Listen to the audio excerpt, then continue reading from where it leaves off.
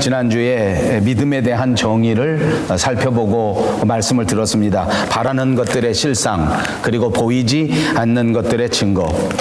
이제 영원한 새 하늘 그리고 새 땅이 우리 가운데 임하게 되고 하나님의 약속이 완전히 이루어지는 그 날, 그 순간까지 그 영원한 하늘을 바라보면서 오늘 살아가시는 저와 여러분 모두가 이러한 믿음 위에 굳게 서셔서 이 믿음으로 승리하는 여러분 모두가 되시기를 주님의 이름으로 축복합니다.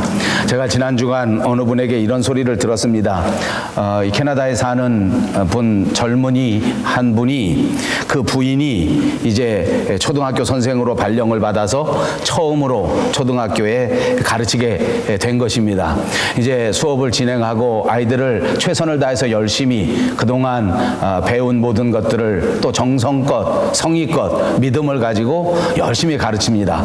얼마 되지 않았는데 이 아이들에게도 감동이 전해졌는지 이 서양 사회인데도 불구하고 자기에게 이런저런 선물을 해주는 것입니다. 물론 스타벅스 커피 카드도 있었고 물론 이런저런 정성껏 자기가 직접 만든 카드도 있었는데 하루는 깜짝 놀랄 일이 스카프를 선물을 받은 것입니다. 그런데 그 스카프의 제목이 무엇인가 하니 에르메스였습니다.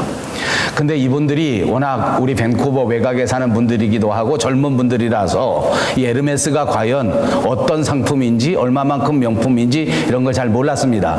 그래서 주변에 있는 사람에게 물어봅니다. 이게 무슨 상표이며 도대체 내가 이게 스카프인데 이게 도대체 좀 비싼 것 같긴 한데 만약 이런 걸 내가 받으면 되겠나 하고 질문을 한 것입니다.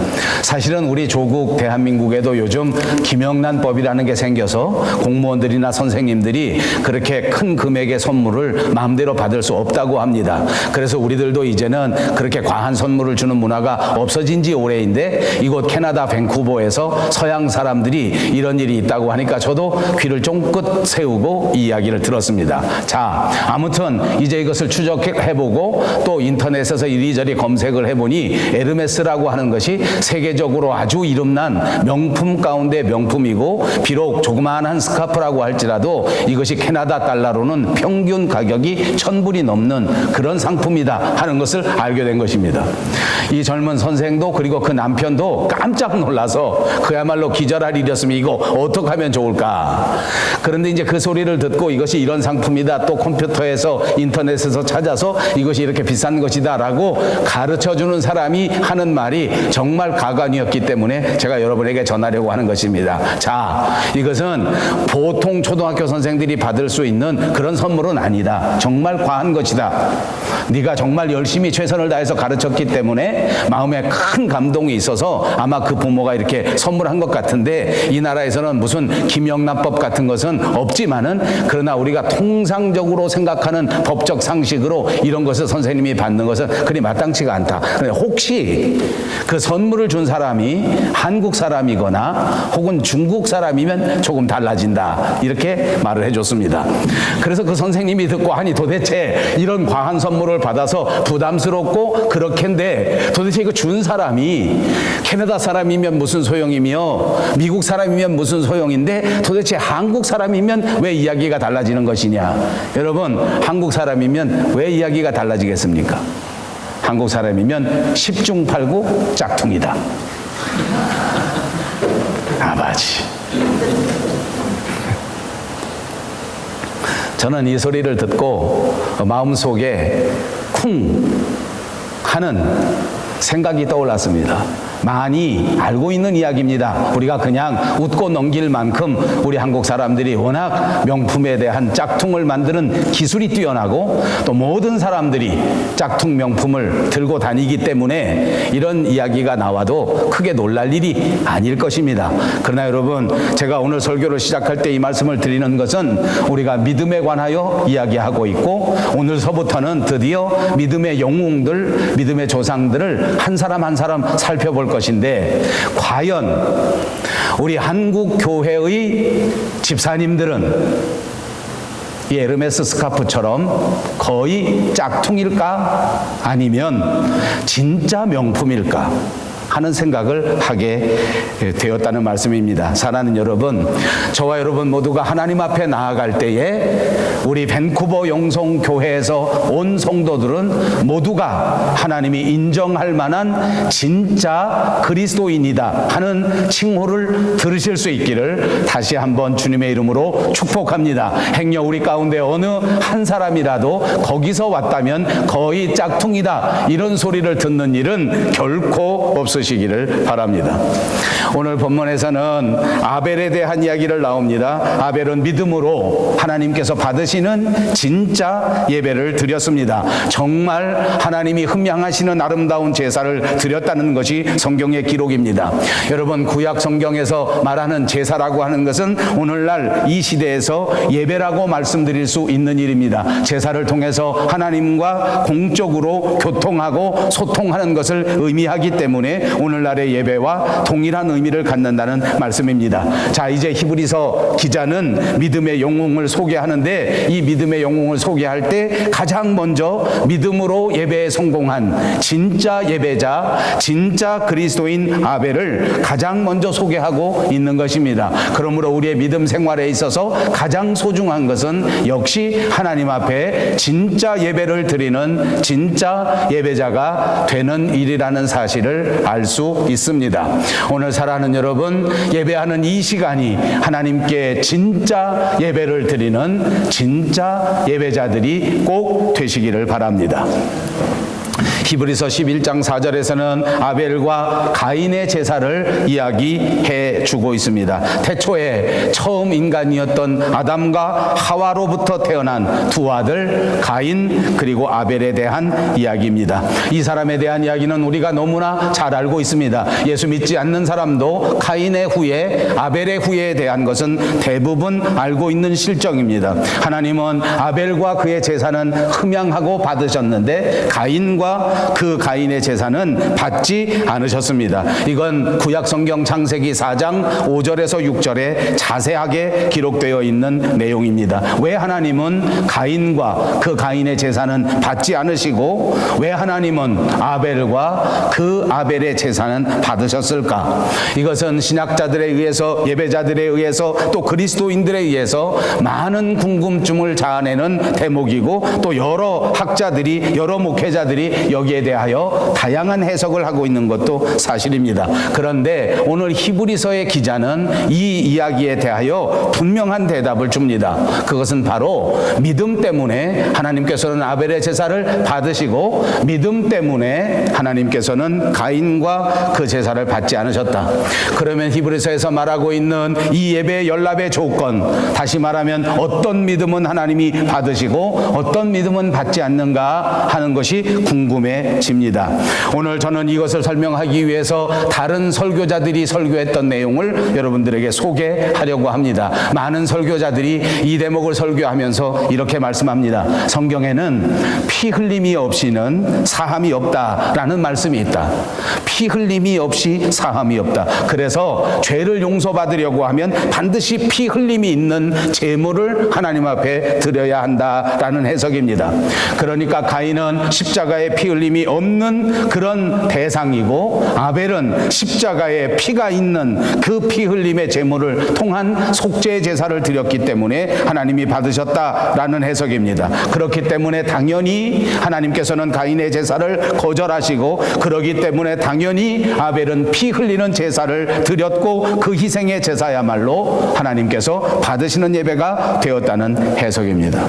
그렇습니다. 아마 아벨과 가인은 아담의 후예였기 때문에 아담과 이브를 통해서 어려서부터 제사하는 방법을 배우고 어려서부터 어떤 제물을 드려야 하는지를 많이 배웠을 것입니다. 그리고 이것들에 대하여 철저하게 훈련받고 철저하게 믿은 사람이라고 추측해 볼 수가 있습니다. 여러분, 이렇게 해석하는 것은 분명 일리가 있습니다. 많은 설교자들이, 많은 신학자들이 이렇게 해석하고 있는 것이 실정입니다. 그러나 이것이 완전한 대답은 아닐 것입니다.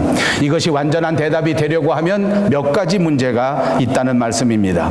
이런 해석은 성경 해석학에 있어서도 몇 가지 오류를 우리에게 보여주고 있습니다. 왜냐하면 첫째, 이 해석 자체가 상상에 근거했다는 말입니다.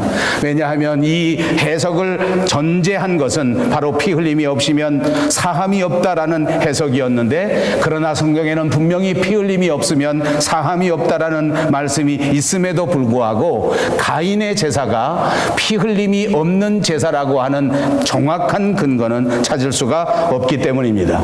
성경에 어디에서도 분명한 기록을 볼 수 없는 이것을 전제로 하여 피 흘림이 없는 제사에 대하여 말했다면 그 자체가 해석에 문제가 될 수 있다, 그 말입니다. 만약 하나님께서 제사의 그 방법에 있어서 분명한 것을 기록하고 싶으셨다면, 피 흘림이 없는 제사, 피 흘림이 있는 제사를 구별하기 원하셨다면 어디엔가 이것을 정확하게 분명하게 기록해 두셨을 것이다, 이렇게 추측해 볼 수가 있습니다. 또 한 가지 이 해석의 문제점이 있습니다. 사실은 피 흘림의 제사, 이것도 모세의 율법을 통해서 비로소 시작된 예배의 방법이었습니다. 물론 이전에도 짐승을 예물로 드리는 그런 제사가 있었습니다. 피 흘림의 제사도 있었지만은, 그러나 모세가 이 제사의 법도를 분명하게 만들기 전에는 곡물로 예물을 드리거나 짐승으로 예물을 드리거나 하는 것에 대하여 차이가 있지 않았습니다. 분명한 율법이 없었습니다. 분명한 근거가 없었습니다. 그렇기 때문에 분명한 근거가 없는 근거를 가지고 하나님께서 가인의 제사를 거부하지는 않았을 것이다 라고 예측해 볼 수 있습니다. 또 한 가지 이 해석의 문제점을 지적할 수 있는 것은, 이렇게 분명한 지시하심이 없는데도 불구하고 방법적인 문제 때문에 아벨은 받으시고 가인은 받지 않으셨다면 하나님은 공평성이 없는 분이 되시기 때문에 우리는 이런 해석을 무비판적으로 받아들일 수 없다는 것입니다. 여러분 어떻습니까? 요즘 우리 조국에서 평창 올림픽 때문에 이것이 평양 올림픽인가 이것이 평창 올림픽인가 하는 문제가 심각하게 대두되고 있는 실정입니다.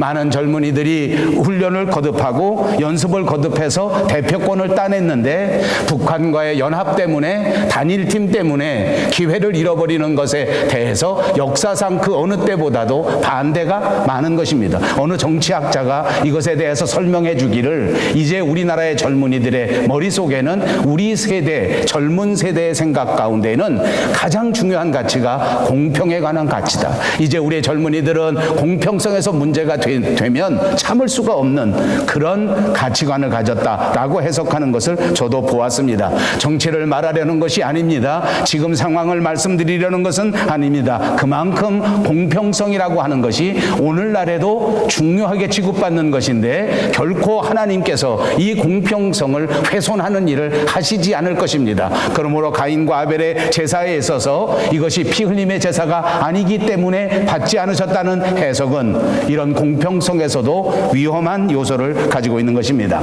자, 그렇다면 과연 아벨이 드린 제사 그리고 가인이 드린 제사의 성경적인 차이는 어떤 것일까? 왜 하나님은 아벨과 그 제사는 받으시고 가인과 그 제사는 받지 않으셨을까?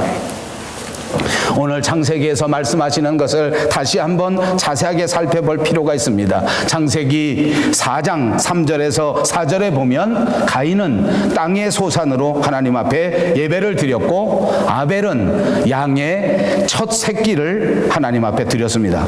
가인이 드린 제물은 말씀드린 것처럼 땅의 소산이었습니다. 여러분, 가인이 드린 제물에 대하여 이것 이외에 특별한 설명은 없습니다. 그냥 땅의 소산입니다. 그런데 이제 아벨이 드린 제사, 아벨이 드린 제물에는 양의 첫 새끼 그리고 그 기름, 이렇게 설명하고 있습니다. 무언가 좀 더 구체적인 설명 아닙니까? 무언가 좀 더 한정적인 용법을 사용한 단어가 여기 등장하고 있습니다. 양의 새끼가 아닌 양의 바로 그 첫 새끼입니다. 그리고 양의 그냥 기름이 아닌 바로 그 기름을 하나님 앞에 드렸다는 것입니다. 그냥 이런저런 상황 속에서 여러 가지 곡물 가운데 이것저것 출연해서 하나님 앞에 드린 그냥 소산이 아니고 아벨의 제물은 그 양떼들 가운데 자기가 길렀던 그 동물들 가운데에서 특별히 첫 번째 새끼, 그리고 특별히 그 기름을 선택해서 하나님 앞에 드렸다 하는 것을 해석해 볼 수 있습니다. 사랑하는 여러분, 가인의 제물도 물론 하나님께서 받으실 수 있는 제물입니다. 그리고 가인도 땅의 소산을 가지고 하나님 앞에 드렸기 때문에 당연히 하나님께서 받으셔야 할 제사이기도 합니다. 땅의 소산을 드렸기 때문에 하나님이 받는데 문제는 없습니다. 그런데 해석하자면 아벨과의 차이점은 아벨은 첫 것을 드렸고 가인은 그냥 땅의 소산을 드렸습니다. 자, 여러분, 이것이 어떻게 보면 피 흘림의 제사보다도 훨씬 더 정확한 근거가 되지 않을까 하고 말씀드리는 것입니다. 오늘 우리가 하나님 앞에 예배할 때에 이 제물은 바로 이런 차이점이 있습니다. 우리가 예배할 때 그냥 저냥 주일이 되었으므로 그냥 교회 와서 그냥 예배를 드릴 수 있습니다. 땅의 소산으로 그냥 내어놓는 것입니다.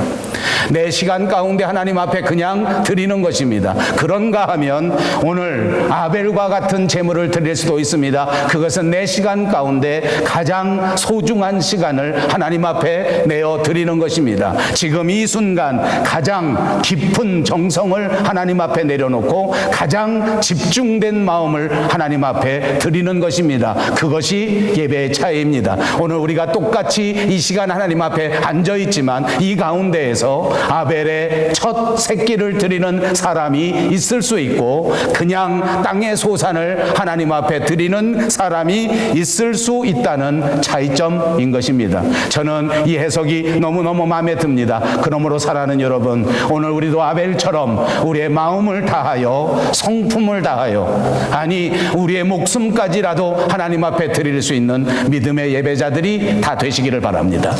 그냥 우리의 시간을 드리는 것으로는 안 됩니다. 그냥 주일이니까 마지못해 와서 앉아있는 것 가지고는 안 된단 말입니다. 아벨처럼 바로 그 첫 새끼, 바로 그 기름, 창세기 4장 7절에 보면 하나님은 가인에게 말씀하실 때에 그 인격 그 자체를 지적하고 있는 말씀도 있습니다. 이렇게 말씀하신 것입니다. 내가 선을 행했다면 어떻게 낯을 들지 못하고 있는가? 만약 내가 선하게 살았다면 왜 낯을 들지 못하고 나를 피하는가 하는 것을 지적한 것입니다. 여러분 놀라지 마십시오. 이때가 가인이 아벨을 쳐 죽인 그 살인사건 이후가 아닙니다. 아직은 범죄가 일어나지 않았습니다. 가인의 마음속에 분노가 끓고 있었을 뿐이었지 아직은 실행하지 않았습니다. 그러나 하나님께서는 가인에게 찾아오셔서 내가 어찌하여 내 낯이 붉어지느냐라고 말하는 것입니다. 만약 내가 하나님 앞에 올바른 신앙의 삶을 살았다면 왜 내게 분노할 수 있느냐? 내가 정말 하나님 앞에 간절히 기도했다면 왜 불평할 수 있느냐? 내가 정말 하나님을 믿고 의지한다면 어떻게 이렇게 주저앉아 있을 수 있느냐라는 지적인 줄로 믿습니다. 가인은 제사를 지내기 전에 이미 그 마음에서부터 하나님 앞에 지적을 받았습니다. 마음의 자세가 갖추어지지 않은 것입니다.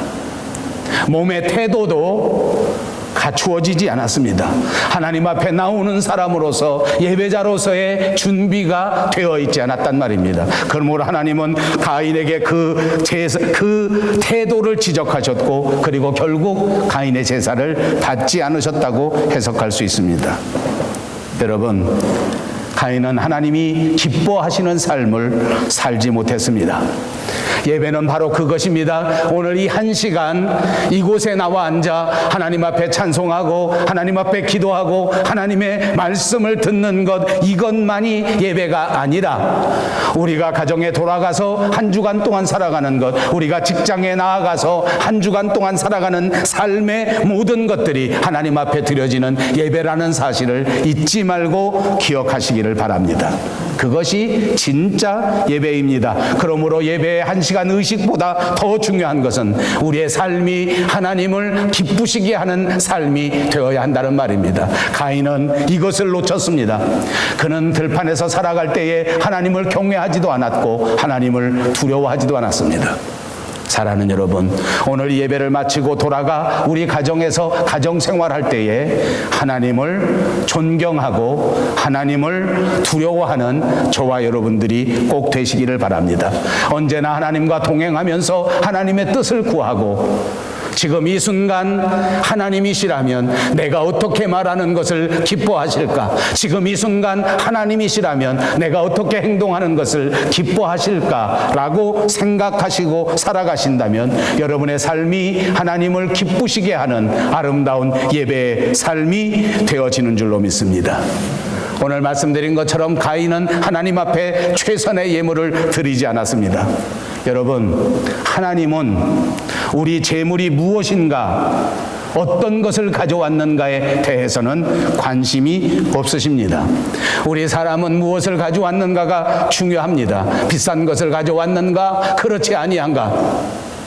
그러나 하나님은 그렇지 않단 말입니다. 왜냐하면 하나님은 부요하셔서 부족한 것이 없습니다. 하나님은 필요하신 것도 하나도 없습니다. 하나님은 오로지 재물이 무엇인가에 관심을 가지신 것이 아니라 어떤 생각으로, 어떤 마음으로, 어떤 태도로 하나님 앞에 나왔는가를 훨씬 더 중요하게 생각하시는 줄로 믿습니다. 오늘 이 시간 어떤 마음으로 하나님 앞에 나오셨는지, 오늘 이 예배에 어떤 관심으로 참여하셨는지, 오늘 지금 이 순간 어떤 태도로 하나님 앞에 예배를 드리는가 하는 것이 너무너무 중요한 것입니다. 아벨이 그랬습니다. 하나님 앞에 나아갈 때 정성껏 양의 첫 새끼를 선택했습니다. 그것을 구별하기 위하여 자기의 최선을 다했습니다. 어떤 것이 하나님이 받으시기에 훨씬 더 좋을까? 어떤 양의 첫 새끼가 훨씬 더 하나님이 기뻐하실 만한 제물일까? 이것을 찾아내기 위하여 땀 흘려서 찾아냈습니다. 이것이 하나님을 기쁘시게 한 것입니다. 자기가 가진 소유 가운데서도 특별히 하나님이 기뻐하실 것만을 찾아냈단 말입니다. 몰두하였습니다. 집중하였습니다. 그러나 가인은 그렇게 하지 않았습니다. 연구한 흔적이 없습니다. 노력한 흔적도 없습니다. 구별한 흔적도 없습니다. 그냥 땅의 소산을 가지고 드렸다는 말입니다. 여러분, 오늘 이 주일에 하나님 앞에 나올 때 우리가 명심해야 할 가장 중요한 태도입니다. 일주일에 한 번 주님에 나올 때에 이 예배를 우리가 어떻게 생각하는가, 주일에 대하여 어떤 관심을 가지고 있는가, 오늘 내가 교회에 가서 하나님 앞에 어떻게 섬기고 어떻게 봉사하고 어떻게 헌신해야 하겠는가 하는 것을 깊이 깊이 묵상하고 생각하시는 저와 여러분들이 되시기를 바랍니다. 하나님은 하나님 앞에 나올 때에 믿음으로 나오는 것을 기뻐하십니다. 그러나 가인은 하나님 앞에 믿음으로 나아가지 않았습니다. 그냥 시간이 되었으므로 나갔습니다. 그냥 형식적으로 드렸습니다. 믿음으로 드렸다는 것은 무엇을 의미하는 것입니까?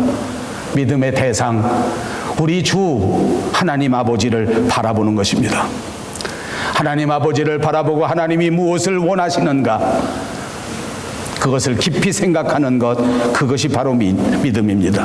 히브리서 10장 38절에 오직 나의 의인은 믿음으로 말미암아 살리라. 하나님이 인정하시는 의로운 사람은 믿음으로 사는 사람이라고 말씀해 주시지 않습니까? 만약 믿음에서 뒤로 물러가면 내가 기뻐하지 않는다고 말씀하시지 않습니까? 사랑하는 여러분, 귀한 장로님들, 귀한 권사님들, 귀한 집사님들, 그리고 귀한 성도님들, 여러분이 하나님 앞에 더 큰 믿음을 가지고 나오신다면 하나님은 오늘도 여러분을 기뻐 받으십니다. 만약 여러분들이 뒤돌아가면, 아무런 성장과 성숙이 없다면 하나님은 기뻐하지 않습니다.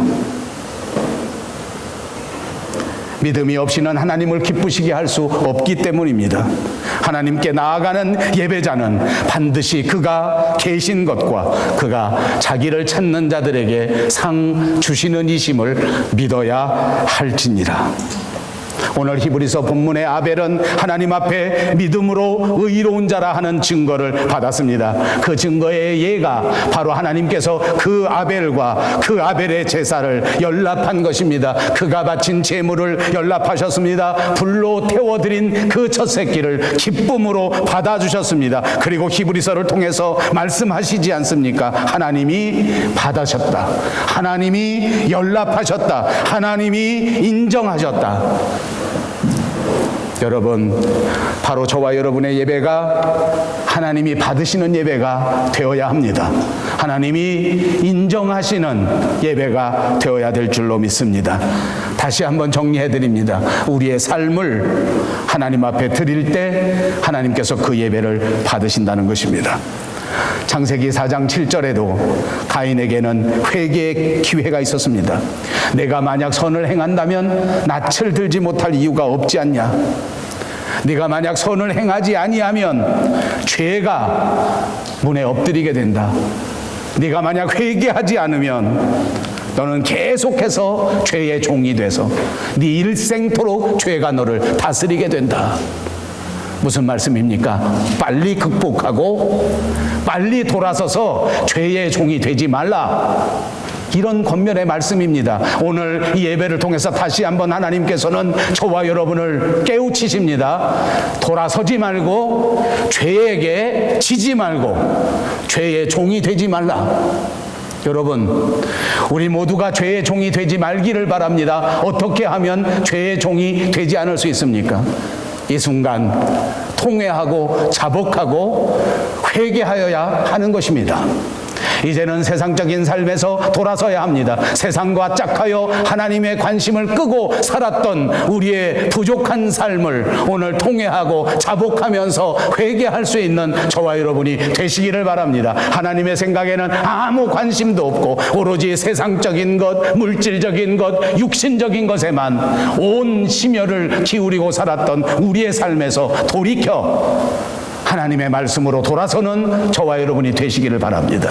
그래야 하나님께서 우리의 삶을 받으신단 말입니다. 그럴 때 하나님께서 저와 여러분의 예배를 연납하시고 우리를 이끌어 주시고 우리를 축복해 주신다는 말입니다.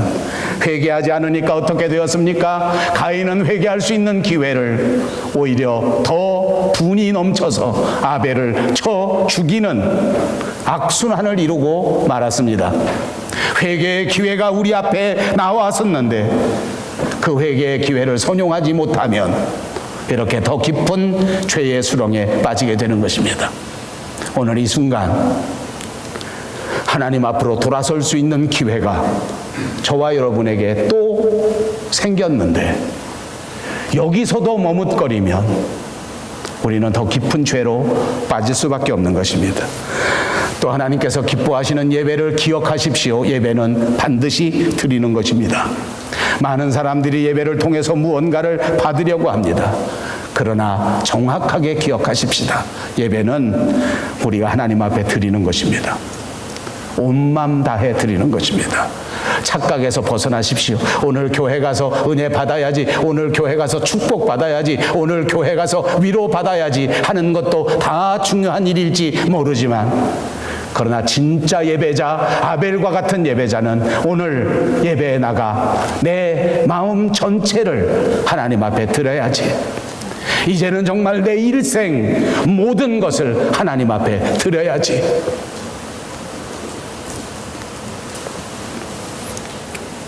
한 가지만 더 강조합니다. 하나님 앞에 온 맘 다해 드릴 때 반드시 믿음으로 드려야 합니다. 자기 멋대로 드리는 것이 아닙니다. 오늘 한국 교회 그리고 세계 교회에 가장 큰 문제가 있다면 하나님이 기뻐하시는 교회를 찾는 것이 아니라 자기 입맛에 맞는 예배를 찾는 것입니다. 사람을 즐겁게 하는 예배에 매여버렸습니다. 하나님이 기뻐하시는 예배에 대한 관심이 모두 없어져 버렸습니다. 너무너무 안타까운 일입니다. 그러나 여러분 기억하십시다. 하나님이 받으시는 아벨의 예배는 젊은이들이 원한다고, 시대가 원한다고, 감각적인 것을 좋아한다고 그렇게 빠져들어가는 예배가 아닙니다. 하나님을 기쁘시게 하고 하나님께서 받으실 만한 믿음의 예배를 하나님 앞에 드려야 됩니다. 내 생각은 내려놓아야 합니다. 나의 필요도 내려놓아야 합니다. 예배에 참석하는 순간부터 내 감정도 내 취향도 내 생각도 모두 다 내려놓고 오직 우리를 구속하신 그분 하나님 앞에 집중해서 하나님이 무엇을 원하시는지, 하나님이 어떻게 살기를 바라시는지 이것을 믿음으로 집중할 수 있는 저와 여러분 되시기 바랍니다. 이 예배에 오늘 우리 스스로를 깊이 바라보시고 하나님이 받으시기에 합당하신, 하나님이 연락하실 만한 그런 예배를 드리는 성공적인 예배자들이 꼭 되시기를 주님의 이름으로 축복합니다.